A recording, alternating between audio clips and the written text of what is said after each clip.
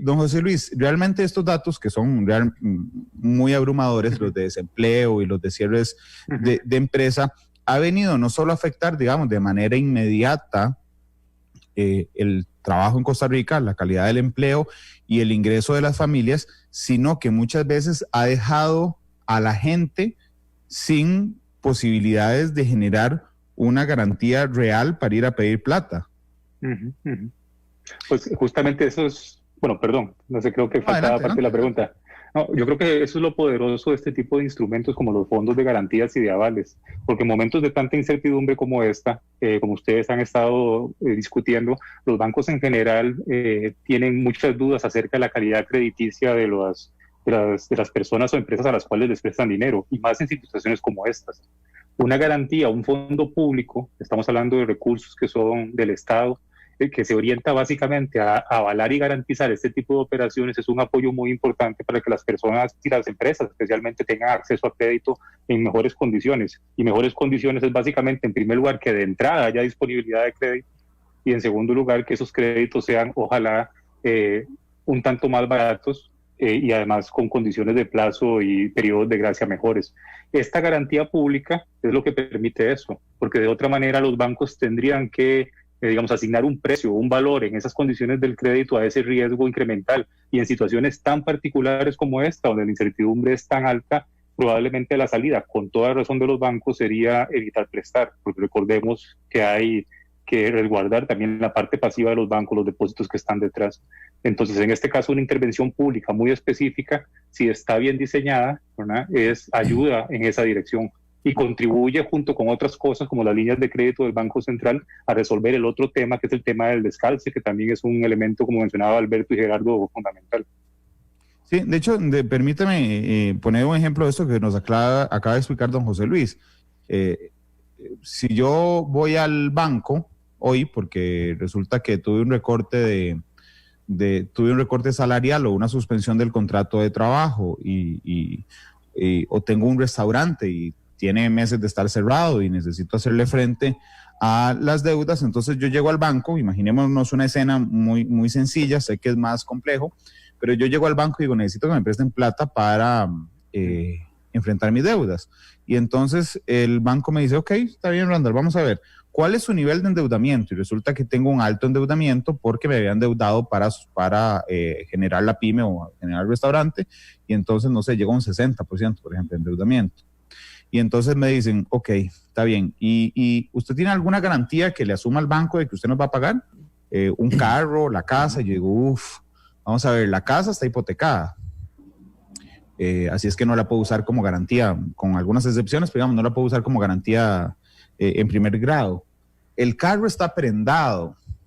Tengo 2 deudas de tarjetas de crédito. El banco dice, opa, es que prestarle a Randall está muy complejo porque yo no tengo nada que me garantice que me va a pagar.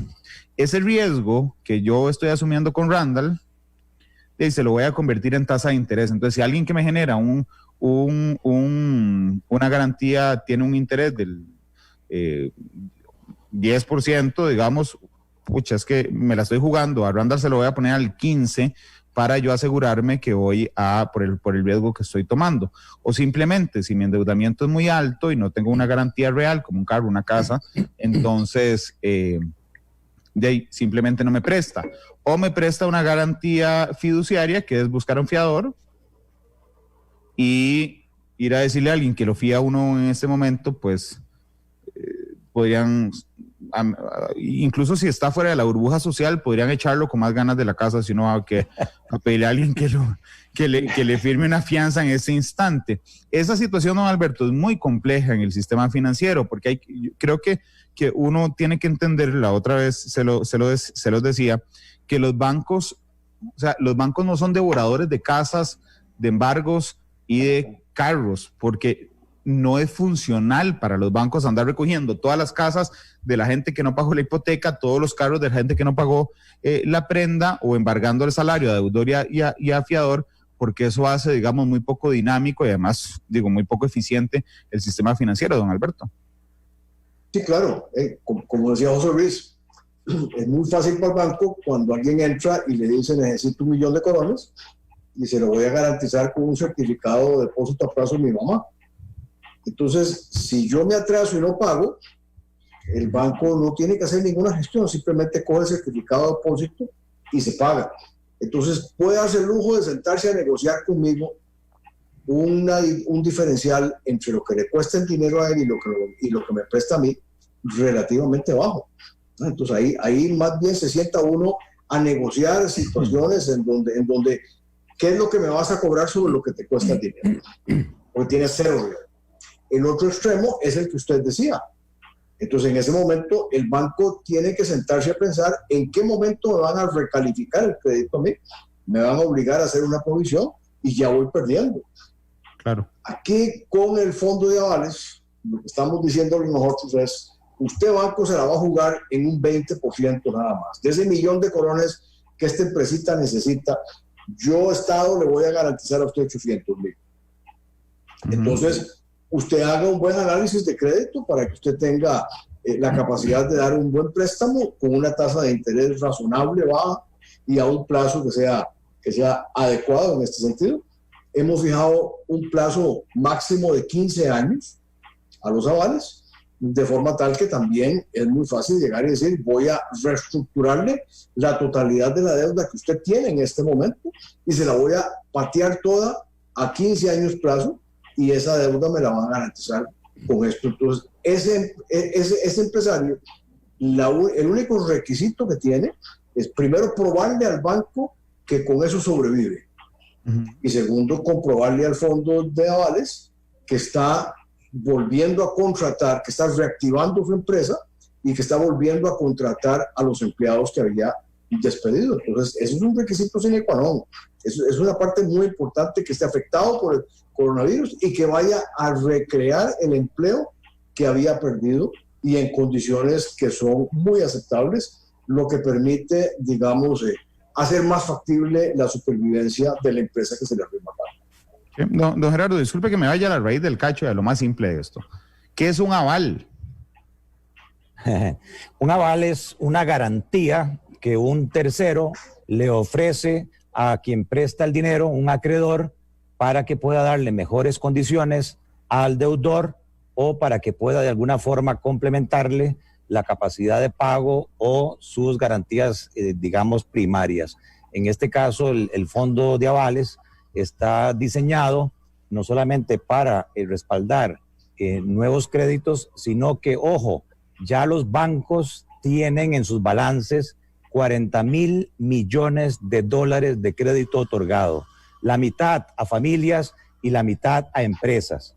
De esa mitad de familias, más o menos un 20% es vivienda, un 20% es crédito personal, 5% es tarjetas de crédito y luego otros créditos prendarios. Y el resto, 50%, está en agricultura, en industria, en comercio.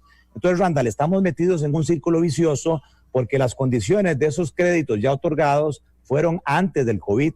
No están hechas esas condiciones de amortización, intereses para una situación de pandemia. Los bancos han hecho su esfuerzo, han dado moratorias, pero de 90 días, 120 días. Eso no es suficiente, dada la incertidumbre que tenemos.